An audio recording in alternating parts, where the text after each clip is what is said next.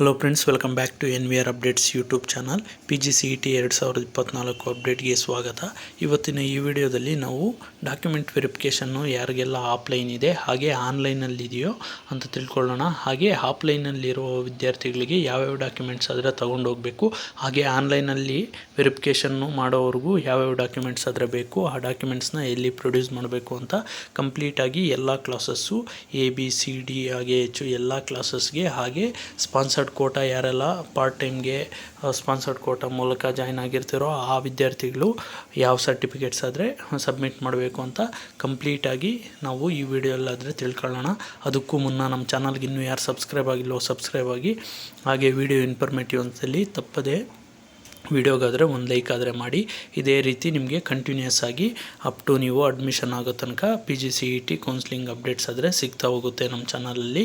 ಹಾಗೆ ನಿಮಗೆ ಕೌನ್ಸ್ಲಿಂಗ್ ಮುಗಿದಾದ ನಂತರನೂ ನಿಮಗೆ ಡೆಫಿನೆಟಾಗಿ ಬರೋ ಸ್ಕಾಲರ್ಶಿಪ್ಸು ಹಾಗೆ ಹಾಸ್ಟೆಲ್ ರಿಲೇಟೆಡ್ ಇನ್ಫಾರ್ಮೇಷನ್ಸು ನಮ್ಮ ಚಾನಲಲ್ಲಿ ಸಿಗ್ತಾ ಹೋಗುತ್ತೆ. ಅದರಿಂದ ದಯವಿಟ್ಟು ಯಾರೆಲ್ಲ ವಿಡಿಯೋ ನೋಡ್ತಿದ್ರೋ ಅವರು ವಿಡಿಯೋನ ಲೈಕ್ ಮಾಡಿ ಹಾಗೆ ಸಬ್ಸ್ಕ್ರೈಬ್ ಮಾಡ್ಕೊಳ್ಳಿ. ಬನ್ನಿ ಈಗ ವಿಡಿಯೋ ಆದರೆ ಸ್ಟಾರ್ಟ್ ಮಾಡೋಣ. ಮೊದಲಿಗೆ ಒಂದು ಡೆಫಿನೆಟ್ಟಾಗಿ ಯಾರೆಲ್ಲ ಕ್ಲಾಸ್ ABCD ಯಾವುದೇ ಕ್ಲಾಸ್ ಆಗಿರಲಿ ಮಸ್ಟ್ ಆ್ಯಂಡ್ ಶುಡ್ಡು ಸಬ್ಮಿಟ್ ಮಾಡಬೇಕಾಗಿರೋ ಡಾಕ್ಯುಮೆಂಟ್ಸ್ ಆದರೆ ತಿಳ್ಕೊಳ್ಳೋಣ. ಇದು ಒಂದು ಅಟೆಸ್ಟೆಡ್ ಮಾಡಿಸ್ಬೇಕಾಗುತ್ತೆ. ನೀವು ಗೆಜಿಟೇಟೆಡ್ ಪ್ರೊಫೆಷನರಿ ಹತ್ರ ಯಾರ ಹತ್ರ ಆದರೂ group A group B gazetted probationary ಹತ್ರ ಆದರೂ ಇಲ್ಲ ಲಾಯರ್ಸು ಯಾರ ಹತ್ರ ಆದರೂ ನೀವು ಅಟೆಸ್ಟೆಡ್ ಮಾಡಿಸ್ಕೊಂಡು ಒಂದು ಜೆರಾಕ್ಸ್ ಕಾಪೀಸು, ಅದ್ರ ಜೊತೆಗೆ ನೀವು ಒರಿಜಿನಲ್ ಕಾಪಿ ಆದರೆ ತಗೋಬೇಕು. ಇದು 2 ಸೆಟ್ ಆದರೆ ಬೇಕಾಗುತ್ತೆ. ನೀವು ಬೇಕಾದರೆ ಒಂದು 3 ಸೆಟ್ಸು ಮಾಡಿಸಿಟ್ಕೋಬೇಕಾಗುತ್ತೆ. ನಿಮಗೆ ಕಂಪಲ್ಸರಿ ಒಂದು 2 ಸೆಟ್ಸ್ ಆದರೆ ಬೇಕಾಗುತ್ತೆ. ವೆರಿಫಿಕೇಷನ್ಗೆ ಹೋದಾಗ ಒಂದು ಸರಿ ನಿಮಗೆ ಕಾಲೇಜಲ್ಲಿ ಸಬ್ಮಿಟ್ ಮಾಡೋಕ್ಕೆ ಎಲ್ಲ ಒಂದು 2 to 3 ಸೆಟ್ಸ್ ಆದರೆ ರೆಡಿ ಮಾಡಿಟ್ಕೊಳ್ಳಿ. ಫಸ್ಟ್ಗೆ ನೋಡೋದಾದರೆ ಫೈನಲ್ ಪ್ರಿಂಟೌಟ್ ಆಫ್ 2024 ಏನಾದರೆ ಆನ್ಲೈನ್ ಅಪ್ಲಿಕೇಶನ್ ಹಾಕಿದ್ರೋ ನೀವು ಅದ್ರದ್ದು ಫೈನಲ್ ಪ್ರಿಂಟೌಟ್ನ ಒಂದು ಕಾಪಿ ಆದರೆ ತಗೊಂಡಿಟ್ಕೊಳ್ಳಿ. ಅದ್ರ ಜೊತೆಗೆ ನೀವು ಏನಾದರೂ KEಗೆ ಒಂದು ಅಮೌಂಟ್ ಆದರೆ ಪೇ ಮಾಡಿರ್ತೀರ, ಎಕ್ಸಾಮಿನೇಷನ್ ಅಪ್ಲಿಕೇಶನ್ ಫೀಸು ಎಕ್ಸಾಮಿನೇಷನ್ಗೆ, ಆ ಎಕ್ಸಾಮ್ ಫೀಸ್ ಪೇ ಮಾಡಿರೋದೊಂದು ಚಲನ್ನು, ಅದ್ರ ಜೊತೆಗೆ ನೀವು ಹಾಲ್ ಟಿಕೆಟು ಎಕ್ಸಾಮಿನೇಷನ್ ಬರೆಯೋಕ್ಕೆ ಹೋಗಿರೋ PGCET 24 ಹಾಲ್ ಟಿಕೆಟು, ಅದ್ರ ಜೊತೆಗೆ SSLC ಅಥವಾ ನೀವು 10th ಸ್ಟ್ಯಾಂಡರ್ಡ್ದು ಒಂದು ಮಾರ್ಕ್ಸ್ ಕಾರ್ಡು ಬೇಕಾಗುತ್ತೆ. ಸೆಕೆಂಡ್ PUC ಒಂದು ಮಾರ್ಕ್ಸ್ ಕಾರ್ಡು, ಹಾಗೆ ಡಿಗ್ರಿ ಮಾರ್ಕ್ಸ್ ಕಾರ್ಡ್ಸು ಸುಮಾರು ವಿದ್ಯಾರ್ಥಿಗಳಾದರೆ ನಮಗೆ ಇನ್ನೂ 6th ಸೆಮಿಸ್ಟರ್ದು 5th ಸೆಮಿಸ್ಟರ್ದು ಮಾರ್ಕ್ಸ್ ಕಾರ್ಡ್ಸ್ ಆದರೆ ಒರಿಜಿನಲ್ ಬಂದಿಲ್ಲ, ನಾವೇನು ಮಾಡಬೇಕು ಅಂತ ಕೇಳ್ತಿದ್ದೀರಾ. ಅಂಥ ವಿದ್ಯಾರ್ಥಿಗಳು ನೀವು ಒಂದು ರಿಸಲ್ಟ್ ಶೀಟ್ನ ಆನ್ಲೈನಲ್ಲಿ ಪ್ರಿಂಟೌಟ್ ಆದರೆ ತಗೊಂಡು ಒಂದು ಇಂಟರ್ನೆಟ್ ಕಾಪಿಗೆ ಅದಕ್ಕೆ ನಿಮ್ಮ HOD ಅಥವಾ ಪ್ರಿನ್ಸಿಪಾಲ್ ಹತ್ರ ಸಿಗ್ನೇಚರ್ ಆದರೆ ಮಾಡಿಸ್ಕೊಳ್ಳಿ. ಸೀಲ್ ಆ್ಯಂಡ್ ಸಿಗ್ನೇಚರ್ ಮಾಡಿದ್ರೆ ಅದನ್ನು ಅಕ್ಸೆಪ್ಟ್ ಮಾಡುತ್ತೆ KEA. ಇಲ್ಲ ಒರಿಜಿನಲ್ ಬಂದಿರೋರು ನೀವು ಒರಿಜಿನಲ್ ಮಾರ್ಕ್ಸ್ ಕಾರ್ಡ್ಸ್ನ ಇಟ್ಕೊಂಡು ಅದ್ರ ಜೊತೆಗೆ ಒಂದು ಸೆಟ್ಟು ಜೆರಾಕ್ಸ್ ಆದರೆ ಮಾಡಿಸಿಟ್ಕೊಳ್ಳಿ. ಇನ್ನು ಡಿಗ್ರಿ ಸರ್ಟಿಫಿಕೇಟು ಅಥವಾ ಪ್ರಾವಿಷನಲ್ ಡಿಗ್ರಿ ಸರ್ಟಿಫಿಕೇಟು ಕಂಪಲ್ಸರಿ ಇದಾದರೆ ಬೇಕಾಗುತ್ತೆ. ನಿಮಗೆ PDCಗೆ ಇನ್ನೂ ಯಾರಿಗೆಲ್ಲ ಅಪ್ಲೈ ಮಾಡೋಕ್ಕಾಗಿಲ್ವೋ ಅಂಥ ವಿದ್ಯಾರ್ಥಿಗಳು ನೀವು ಆದಷ್ಟು ಬೇಗ ಆದರೆ PDCಗೆ ಅಪ್ಲೈ ಮಾಡಿ ಒಂದು ಸರ್ಟಿಫಿಕೇಟ್ ಇದು ಅಪಾಯಿಂಟ್ಮೆಂಟ್ ಆದರೆ ತಗೊಳ್ಳಿ. ಒಂದು ವಿತಿನ್ ಒಂದು 15 ಡೇಸ್ ಆದರೆ ಕೊಟ್ಬಿಡ್ತಾರೆ PDC. ಆದಷ್ಟು ಯಾರೆಲ್ಲ ಆನ್ಲೈನಲ್ಲಿ ಮಾಡ್ತಿರೋ ಅಂಥ ವಿದ್ಯಾರ್ಥಿಗಳಿಗೆ ಟೈಮ್ ಇರುತ್ತೆ. ಸೊ ಅದರಿಂದ ನೀವು ಆದಷ್ಟು ಬೇಗ ಆದರೆ PDC ಆದರೆ ತಗೊಳ್ಳಿ. ಇಲ್ಲಿ ಕ್ಲಿಯರಾಗಿ ಮೆನ್ಷನ್ ಮಾಡಿದ್ದಾರೆ, course completion certificate will not be accepted ಅಂತ. ನೀವು ಯಾವುದಾದ್ರೂ ಕಾಲೇಜಲ್ಲೇ ಒಂದು ಕೋರ್ಸ್ ಕಂಪ್ಲೀಷನ್ ಸರ್ಟಿಫಿಕೇಟ್ ತೊಗೊಂಡಿದ್ರೆ ಅದು ಆದರೆ ಅಕ್ಸೆಪ್ಟ್ ಮಾಡಲ್ಲ. ಸೊ ಅದರಿಂದ ನೀವು ಯೂನಿವರ್ಸಿಟಿ ಕಡೆಯಿಂದ ಬರೋ ಪ್ರಾವಿಷನಲ್ ಡಿಗ್ರಿ ಸರ್ಟಿಫಿಕೇಟ್ ಆದರೆ ತಗೋಬೇಕಾಗುತ್ತೆ. ಕಾನ್ವೊಕೇಷನು ಡಿಗ್ರಿ ಸರ್ಟಿಫಿಕೇಟ್ ಆದರೆ ಬರೋದು ಲೇಟ್ ಆಗುತ್ತೆ. ಅದರಿಂದ ನೀವು PDC ಆದರೆ ತಗೊಂಡಿಟ್ಕೊಳ್ಳಿ.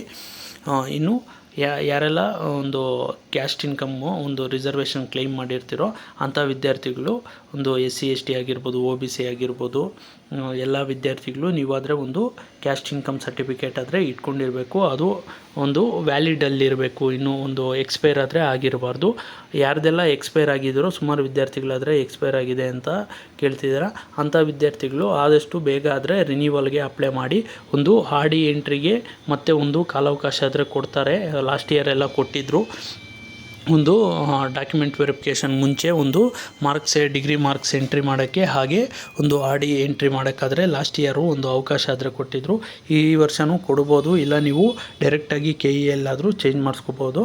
ಅದರಿಂದ ನೀವು ಆದಷ್ಟು ಬೇಗ ಆದರೆ ರಿನ್ಯೂವಲ್ ಮಾಡಿಸಿ, ಯಾರ್ದೆಲ್ಲ ಕ್ಯಾಸ್ಟ್ ಇನ್ಕಮ್ ಇಲ್ವೋ ಅಂಥ ವಿದ್ಯಾರ್ಥಿಗಳು.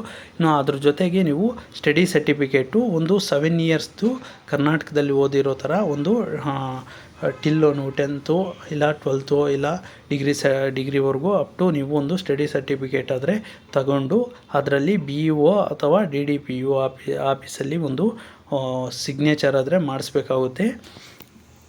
ಇದ್ರ ಜೊತೆಗೆ ಯಾರೆಲ್ಲ ಹೈದರಾಬಾದ್ ಕರ್ನಾಟಕ ರಿಸರ್ವೇಷನ್ ಕ್ಲೈಮ್ ಮಾಡ್ತಿದ್ದಾರೋ ಆರ್ಟಿಕಲ್ 371J ಪ್ರಕಾರ ಅಂಥ ವಿದ್ಯಾರ್ಥಿಗಳು ಒಂದು ಹೈದರಾಬಾದ್ ಕರ್ನಾಟಕ ಸರ್ಟಿಫಿಕೇಟ್ ಆದರೆ ನೀವು ತಗೊಂಡಿಟ್ಕೋಬೇಕಾಗಿರುತ್ತೆ. ಇದು ಮಸ್ಟ್ ಆ್ಯಂಡ್ ಶುಡ್ಡು ಎಲ್ಲ ವಿದ್ಯಾರ್ಥಿಗಳು, ಯಾವುದೇ ನೀವು ಕ್ಲಾಸಿಗೆ ಬರಲಿ ಎಲ್ಲ ವಿದ್ಯಾರ್ಥಿಗಳು ಇಷ್ಟು ಡಾಕ್ಯುಮೆಂಟ್ಸ್ ಆದರೆ ತಗೊಂಡಿಟ್ಕೋಬೇಕಾಗುತ್ತೆ. ಇನ್ನು ಕ್ಲಾಸ್ ಎ ಯಾರೆಲ್ಲ ಇದ್ದೀರೋ ಅಂಥ ವಿದ್ಯಾರ್ಥಿಗಳಿಗೆ ಒಂದು ನೀವೇನೆಲ್ಲ ಅಪ್ಲಿಕೇಶನ್ ಹಾಕುವಾಗ ಸಬ್ಮಿಟ್ ಮಾಡ್ತೀರೋ ಆ ಡೀಟೇಲ್ಸ್ ಮೇಲೆ ಒಂದು ಆನ್ಲೈನ್ ವೆರಿಫಿಕೇಷನ್ ಆದರೆ ಮಾಡಿ ವೆರಿಫಿಕೇಷನ್ ಸ್ಲಿಪ್ನ KEA ವೆಬ್ಸೈಟಲ್ಲೇ ಒಂದು ಡೌನ್ಲೋಡ್ ಮಾಡ್ಕೊಳ್ಳೋಕ್ಕೆ ಕಾಲಾವಕಾಶ ಆದರೆ ಕೊಡ್ತಾರೆ. ಆಗ ಒಂದು ಡೌನ್ಲೋಡ್ ಮಾಡಿಕೊಂಡು ನೀವೆಲ್ಲ ಆಪ್ಷನ್ ಎಂಟ್ರಿ ಮುಗಿಸ್ಕೊಂಡು ಕಾಲೇಜ್ಗೆ ಅಡ್ಮಿಷನ್ ಆಗುವಾಗ ನೀವು ಇಷ್ಟು ಡಾಕ್ಯುಮೆಂಟ್ಸ್ನ ನೀವು ಕಾಲೇಜ್ಗೆ ಆದರೆ ಪ್ರೊಡ್ಯೂಸ್ ಮಾಡಬೇಕಾಗುತ್ತೆ. ಅದರಿಂದ ನೀವು ಡಾಕ್ಯುಮೆಂಟ್ ವೆರಿಫಿಕೇಷನ್ಗೆ ನಾವು KEAಗೆ ಹೋಗಂಗಿಲ್ಲ, ನಾವೇನು ಡಾಕ್ಯುಮೆಂಟ್ಸ್ ರೆಡಿ ಮಾಡ್ಕೊಳ್ಳೋಂಗಿಲ್ಲ ಅನ್ನೋಂಗಿಲ್ಲ. ನೀವು ಎಲ್ಲ ಡಾಕ್ಯುಮೆಂಟ್ಸು ಇಷ್ಟು ಡಾಕ್ಯುಮೆಂಟ್ಸ್ನ ರೆಡಿಯಾಗಿ ಇಟ್ಕೊಂಡ್ರೆ ನೀವು ಅಡ್ಮಿಷನ್ಗೆ ಹೋಗುವಾಗ ನಿಮಗೆ ಯಾವುದೇ ರೀತಿ ತೊಂದರೆ ಆಗೋದಿಲ್ಲ.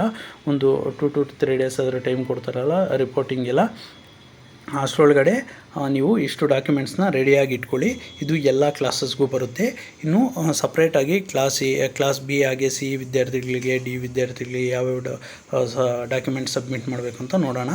ಇನ್ನು MTech ವಿದ್ಯಾರ್ಥಿಗಳು ಯಾರೆಲ್ಲ ಗೇಟ್ ಎಕ್ಸಾಮ್ ಬರೆದು ನೀವು ಇಲ್ಲಿ ರಿಸರ್ವೇಷನ್ ಕ್ಲೈಮ್ ಮಾಡಿದಾರೋ ಅಂಥ ವಿದ್ಯಾರ್ಥಿಗಳು gate score card result sheet ಆದರೆ ತಗೊಂಡಿಟ್ಕೋಬೇಕಾಗುತ್ತೆ.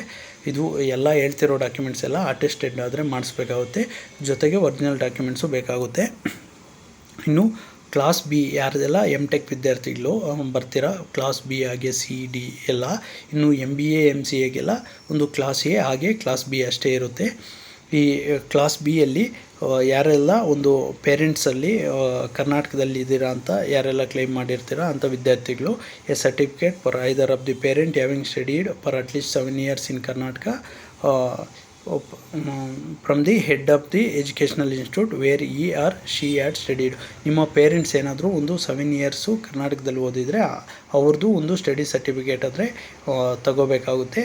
ಇಲ್ಲ ಇದು candidate study certificate for having studied qualifying examination in Karnataka issued by the head of the educational institute. ಇಲ್ಲ ಕ್ಯಾಂಡಿಡೇಟ್ಸ್ದು ಒಂದು ಸ್ಟಡಿ ಸರ್ಟಿಫಿಕೇಟ್ ಆದರೆ ಕಂಪಲ್ಸರಿ ಕರ್ನಾಟಕದಲ್ಲಿ ಓದಿರೋ ಥರ ನೀವು ಒಂದು ಯಾವುದಾದ್ರೆ ಕಾಲೇಜಲ್ಲಿ ಓದಿರ್ತೀರೋ ಸ್ಕೂಲಲ್ಲಿ ಓದಿರ್ತೀರೋ ಆ ಎಜುಕೇಷನಲ್ ಇನ್ಸ್ಟಿಟ್ಯೂಟ್ ಕಡೆಯಿಂದ ಒಂದು ಪ್ರಿನ್ಸಿಪಲ್ ಕಡೆಯಿಂದ ನೀವಾದರೆ ಒಂದು ಸರ್ಟಿಫಿಕೇಟ್ ಆದರೆ ತಗೋಬೇಕಾಗುತ್ತೆ. ಆ ಫಾರ್ಮೆಟ್ಸ್ ಎಲ್ಲ ಬೇಕಾದರೆ ನಾನು ನಮ್ಮ ಟೆಲಿಗ್ರಾಮ್ ಚಾನಲಲ್ಲಿ ಹಾಕಿರ್ತೀನಿ, ಲಿಂಕ್ ಡಿಸ್ಕ್ರಿಪ್ಷನಲ್ಲಿ ಕೊಟ್ಟಿದ್ದೀನಿ, ನೀವು ಅಲ್ಲಿ ಜಾಯ್ನ್ ಆಗ್ಬೋದು. ಆ ಸರ್ಟಿಫಿಕೇಟ್ ಫಾರ್ಮೆಟ್ಸ್ ಎಲ್ಲ ಡೌನ್ಲೋಡ್ ಮಾಡಿಕೊಂಡು ಸೀಲು ಸಿಗ್ನೇಚರ್ ಆದರೆ ಹಾಕ್ಸ್ಬೇಕಾಗುತ್ತೆ. ಇದು ಕ್ಲಾಸ್ ಬಿ ವಿದ್ಯಾರ್ಥಿಗಳಿಗೆ. ಇನ್ನು ಕ್ಲಾಸ್ ಸಿ ಯಾರೆಲ್ಲ ಕ್ಲೈಮ್ ಮಾಡಿರ್ತೀರೋ ಇದು ಕ್ಲಾಸ್ ಬಿ ಒಂದು MCAಗೆ ಹಾಗೆ MBA ವಿದ್ಯಾರ್ಥಿಗಳೆಲ್ಲ ಕ್ಲೈಮ್ ಮಾಡಿರ್ತೀರ. ಇನ್ನು ಕ್ಲಾಸ್ ಸಿ ನೋಡೋದಾದರೆ study certificate for either of the parent having studied for at least 7 years in Karnataka from the head of the educational institute where he or she had studied. ಅಂದರೆ ನಿಮ್ಮ parents ಒಂದು 7 years ಕರ್ನಾಟಕದಲ್ಲಿ ಓದಿದರೆ ಅಂಥ ವಿದ್ಯಾರ್ಥಿಗಳು ಯಾರೆಲ್ಲ ಕ್ಲಾಸ್ ಸಿ ಅಂಡರಲ್ಲಿ ಬರ್ತಿರೋ ಅಂಥ ವಿದ್ಯಾರ್ಥಿಗಳು ಅವ್ರದ್ದು ಪೇರೆಂಟ್ಸು ಒಂದು ಸ್ಟಡಿ ಸರ್ಟಿಫಿಕೇಟ್ ಆದರೆ ತಗೊಂಡು ಇಟ್ಕೋಬೇಕಾಗುತ್ತೆ. ಇನ್ನು ಒಂದು ಕ್ಲಾಸ್ ಡಿಗೆ ಯಾರೆಲ್ಲ ಅಪ್ಲೈ ಮಾಡಿರ್ತೀರೋ ಅಂಥ ವಿದ್ಯಾರ್ಥಿಗಳು ನಿಮ್ಮ ಯಾರೆಲ್ಲ ನೀವಿರ್ತೀರ ಕ್ಯಾಂಡಿಡೇಟು ಅಥವಾ parents residential in the state of Karnataka for A minimum period of 7 years issued by the competent authority. ಯಾರೆಲ್ಲ ನೀವು ಒಂದು 7 years ಕರ್ನಾಟಕದಲ್ಲಿ ವಾಸ ಮಾಡಿರ್ತೀರಿ ಅಂತ ಅಪ್ಲೈ ಮಾಡಿರ್ತೀರೋ ಕ್ಲಾಸ್ ಡಿಗೆ, ನೀವು ಆಗಿರ್ಬೋದು ನಿಮ್ಮ ಪೇರೆಂಟ್ಸ್ ಆಗಿರ್ಬೋದು, ಅಂಥ ವಿದ್ಯಾರ್ಥಿಗಳು ಒಂದು ವಾಸಸ್ಥಳ ದೃಢೀಕರಣ ಏನಾದರೆ ಒಂದು ನೀವು ರೆಸಿಡೆನ್ಷಿಯಲ್ ಸರ್ಟಿಫಿಕೇಟ್ ಆದರೆ ಮಾಡಿಸ್ಕೊಂಡು ಒಂದು 7 years ಕರ್ನಾಟಕದಲ್ಲಿ ನಾವು ವಾಸ ಮಾಡ್ತಿದ್ದೀರಿ ಅಂತ ಸರ್ಟಿಫಿಕೇಟ್ ಆದರೆ ತಗೋಬೇಕಾಗುತ್ತೆ. ಇನ್ನು ಕ್ಲಾಸ್ H ನೋಡೋದಾದರೆ ಇದು ಒಂದು ಡಿಫೆನ್ಸ್ ಕೋಟಾ, ಯಾರೆಲ್ಲ ಸರ್ವಿಸ್ ಮ್ಯಾನ್ ಕೋಟಾದಲ್ಲಿ ಅಡಿಯಲ್ಲಿ ಯಾರೆಲ್ಲ ಅಪ್ಲೈ ಮಾಡಿರ್ತೀರೋ ಅಂಥ ವಿದ್ಯಾರ್ಥಿಗಳು parents home town declaration certificate while joining the service issued by the joint director or deputy director of the concern district and countersigned by the director. ಇದು department of Sainik welfare and resettlement Bangalore. ಈ ಬ್ಯಾಂಗ್ಳೂರಲ್ಲಿರೋ ಆಫೀಸಲ್ಲಿ ಒಂದು ಏನಾದರೆ ಒಂದು MG road ಹತ್ರ near ಬರುತ್ತೆ, ಅಲ್ಲಿ Sainik welfare board ಹತ್ರ ಬಂದು ನೀವು ಸಿಗ್ನೇಚರ್ ಆದರೆ ಮಾಡಿಸಿರ್ಬೇಕಾಗುತ್ತೆ. ಇದು ಫಾರ್ಮ್ಯಾಟು ಬೇಕಾದರೆ ನಾನು ಟೆಲಿಗ್ರಾಮ್ ಚಾನಲಲ್ಲಿ ಹಾಕಿರ್ತೀನಿ, ಅದ್ರ ಮೇಲೆ ನೀವು ಸೀಲು ಸಿಗ್ನೇಚರ್ ಆದರೆ ಹಾಕ್ಸ್ಬೇಕಾಗುತ್ತೆ ಯಾರೆಲ್ಲ ಡಿಫೆನ್ಸ್ ಕೋಟಾದಲ್ಲಿ ಕ್ಲೈಮ್ ಮಾಡಿರ್ತೀರೋ ಕ್ಲಾಸ್ H ವಿದ್ಯಾರ್ಥಿಗಳು. ಇನ್ನು ನೆಕ್ಸ್ಟು ಒಂದು ಸ್ಪಾನ್ಸರ್ಡ್ ಕೋಟಾ ಸ್ಟೂಡೆಂಟ್ಸು ಯಾರೆಲ್ಲ ಒಂದು ಪಾರ್ಟ್ ಟೈಮ್ಗೆ ಒಂದು MTech ಆಗಿರ್ಬೋದು, MCA MBAಗೆ ಯಾರೆಲ್ಲ ಸ್ಪಾನ್ಸರ್ಡ್ ಕೋಟಾದಲ್ಲಿ ಅಪ್ಲೈ ಮಾಡಿರ್ತಾರೋ ಅಂಥ ವಿದ್ಯಾರ್ಥಿಗಳು ಒಂದು minimum 3 years work experience certificate ಒಂದು ಪಾರ್ಟ್ ಟೈಮ್ ಕ್ಯಾಂಡಿಡೇಟ್ಸ್ಗೆ ಆ ವರ್ಕ್ ಎಕ್ಸ್ಪೀರಿಯನ್ಸ್ ಸರ್ಟಿಫಿಕೇಟಲ್ಲಿ ನೀವು should include name of the organisation, ನಿಮ್ಮ ಕಂಪ್ನಿ ನೇಮು, ಹಾಗೆ ಡೇಟ್ ಆಫ್ ಜಾಯ್ನಿಂಗು, ಹಾಗೆ designation, working period, no objection certificate company ಕಡೆಯಿಂದ NOC ಆದರೆ ತಗೊಂಡು ನೀವು ಹೋಗಬೇಕಾಗುತ್ತೆ ಡಾಕ್ಯುಮೆಂಟ್ ವೆರಿಫಿಕೇಷನ್ನು. ಈ ವಿದ್ಯಾರ್ಥಿಗಳು ನಿಮಗೆ ಆಫ್ಲೈನಲ್ಲೇ ಇರುತ್ತೆ. ನೀವು ಕಂಪಲ್ಸರಿ KEA ಬ್ಯಾಂಗ್ಳೂರ್ಗಾದರೆ ಭೇಟಿ ನೀಡಿ ವೆರಿಫಿಕೇಷನ್ ಆದರೆ ಮಾಡಿಸ್ಬೇಕಾಗುತ್ತೆ. ಇನ್ನು ಸ್ಪಾನ್ಸರ್ಡ್ ಸರ್ಟಿಫಿಕೇಟು ಒಂದು ಸ್ಪಾನ್ಸರ್ಡ್ ಕೋಟಾದು ಫಾರ್ಮೆಟ್ ಆದರೆ KEA ಇದರಲ್ಲೇ ಇದೆ. ಅದನ್ನು ಟೆಲಿಗ್ರಾಮ್ ಚಾನಲಲ್ಲಿ ಹಾಕಿರ್ತೀನಿ, ಡೌನ್ಲೋಡ್ ಮಾಡಿಕೊಂಡು ನೀವು ಅದ್ರ ಮೇಲೇನು ಸಿಲು ಸಿಗ್ನೇಚರ್ ಹಾಕಿ ಸ್ಪಾನ್ಸರ್ಡ್ ಕೋಟಾ ಸರ್ಟಿಫಿಕೇಟ್ ಆದರೆ ಸಬ್ಮಿಟ್ ಮಾಡಬೇಕಾಗುತ್ತೆ. ಈ ಎಲ್ಲ ಏನಾದರೆ ಕ್ಲಾಸ್ A ಆಗಿ ವಿದ್ಯಾರ್ಥಿಗಳು ಬಿಟ್ಟು ಇನ್ನು ಉಳಿದವ್ರಿಗೆಲ್ಲರಿಗೂ ಒಂದು KEಯಲ್ಲಿ ಆಫ್ಲೈನ್ ವೆರಿಫಿಕೇಷನ್ ಆದರೆ ಮಾಡ್ತಾರೆ, ಡಾಕ್ಯುಮೆಂಟ್ ವೆರಿಫಿಕೇಷನು. ಇದ್ರ ಜೊತೆಗೆ ಮೆನ್ಷನ್ ಮಾಡೋದು ಮರ್ತೋದೆ, ಒಂದು ಪಾಸ್ಪೋರ್ಟ್ ಸೈಜ್ ಫೋಟೋಸು ಒಂದು 2 ಆದರೆ ತಗೊಂಡೋಗಿ ಪಾಸ್ಪೋರ್ಟ್ ಸೈಜ್ ಫೋಟೋಸು ನಿಮ್ಮದು ಬೇಕಾಗ್ಬೋದು, ಒಂದು 2 ಇಟ್ಕೊಂಡು ಹೋಗಿ. ಇನ್ನೂ ನಿಮಗೆ ಡಾಕ್ಯುಮೆಂಟ್ ವೆರಿಫಿಕೇಷನ್ ಬಗ್ಗೆ ಆಗಿರ್ಬೋದು, ಆಪ್ಷನ್ ಎಂಟ್ರಿ ಬಗ್ಗೆ ಆಗಿರ್ಬೋದು, ನಿಮಗೇನಾದರೂ ಡೌಟ್ಸ್ ಇದ್ದರೆ ಕಮೆಂಟ್ ಮುಖಾಂತರ ತಿಳಿಸಿ. ನಾನು ಈಗಾಗಲೇ ಒಂದು ಫೀ ಸ್ಟ್ರಕ್ಚರ್ದು ಒಂದು ವೀಡಿಯೋ ಆದರೆ ಮಾಡಿದ್ದೀನಿ, ಅದನ್ನು ಯಾರೆಲ್ಲ ನೋಡಿಲ್ವೋ ಇನ್ನೂ ಲಿಂಕ್ ಡಿಸ್ಕ್ರಿಪ್ಷನಲ್ಲಿ ಕೊಟ್ಟಿರ್ತೀನಿ, ಆ ವಿಡಿಯೋನೂ ಒಮ್ಮೆ ಗಮನಿಸಿ. ಹಾಗೆ ಯಾರಿಗೆಲ್ಲ ಒಂದು ಬೆಸ್ಟ್ ಕಾಲೇಜಸ್ಸು ಏನಾದರೂ ಒಂದು ಟಾಪ್ MBA MCA ಕಾಲೇಜಸ್ ಏನಾದರೂ ಬೇಕಾಗಿದ್ದರೆ ಕಮೆಂಟ್ ಮುಖಾಂತರ ತಿಳಿಸಿ. ಕಾಮೆಂಟ್ಸ್ ಯಾವುದ್ರ ಬಗ್ಗೆ ಜಾಸ್ತಿ ಬರುತ್ತೋ ಅದ್ರ ಬಗ್ಗೆ ಆದರೆ ನೆಕ್ಸ್ಟ್ ವೀಡಿಯೋ ಆದರೆ ಮಾಡಿ ತಿಳಿಸ್ಕೊಡ್ತೀನಿ. ಆಲ್ರೆಡಿ ನಾನು ಪ್ರೀವಿಯಸ್ಸು PGCET 23 ಇದ್ದಾಗ ನಾನು ವೀಡಿಯೋಸ್ ಆದರೆ ಮಾಡಿದ್ದೀನಿ ಬೇಜಾನು, ಅದನ್ನು ನೀವು ಒಮ್ಮೆ ಗಮನಿಸ್ಬೋದು. ಆಲ್ಮೋಸ್ಟ್ ಸಿಮಿಲರ್ ಆಗೇ ಇರುತ್ತೆ, ಕಟ್ ಆಫ್ ರ್ಯಾಂಕಿಂಗ್ ಸ್ವಲ್ಪ ವೇರಿ ಆಗುತ್ತೆ ಅಷ್ಟೇ. ಅದರಿಂದ ನೀವಾದರೆ ಓಲ್ಡ್ ವೀಡಿಯೋಸು ಗಮನಿಸ್ಬೋದು. Thanks for watching guys. ಮುಂದಿನ ವೀಡಿಯೋಲಿ ಸಿಗೋಣ. That's all for this video. Keep watching NVR updates for more educational and scholarship related updates. Thanks for watching guys. ಮುಂದಿನ ವೀಡಿಯೋಲಿ ಸಿಗೋಣ.